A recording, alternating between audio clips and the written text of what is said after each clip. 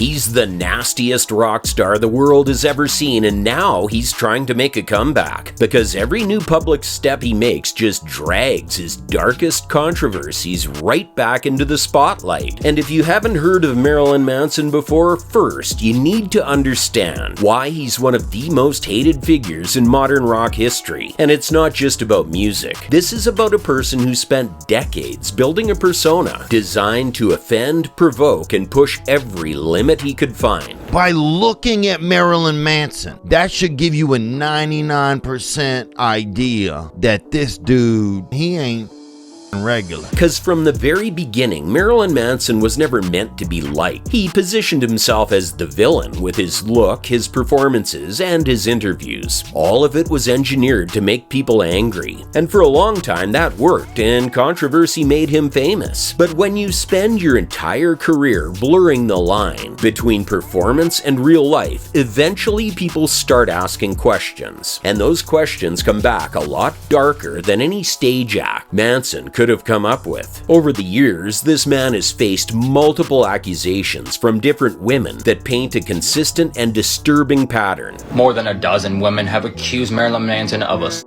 Along with this girl named Ashley also accused him of human trafficking and battery. The allegations also included claims of extreme psychological control, threats, and even SA. And that's where the public perception shifted permanently. Because suddenly Manson's shock rock image didn't feel like an act anymore, it felt like a warning. Even some high-profile accusers like Evan Rachel Wood, who is a well-known actress, stepped forward and spoke openly about what happened behind closed doors. I really thought I was the only one, and I didn't find out until much later that not only was I not the only one, but that there was a pattern to his abuse. And that means it's calculated, and that means he is not going to stop until he is stopped. And it's not like he was only a toxic boyfriend behind the scenes. Apparently Evan was also taken advantage of while acting in one of Manson's music videos while she was still a teenager. Well, we did not have sex on set. I was on set. It's a difference. And when you're inebriated like that, you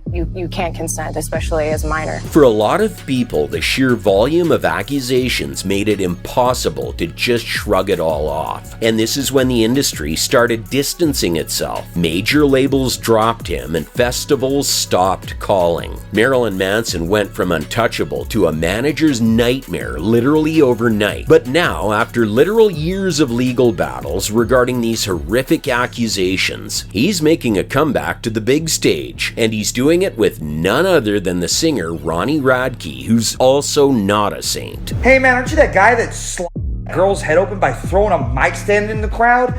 You know what? Yeah, I am, and I might do it again. But what do you think? Do we call this redemption, or can Marilyn Manson never come back from being cancelled so hard?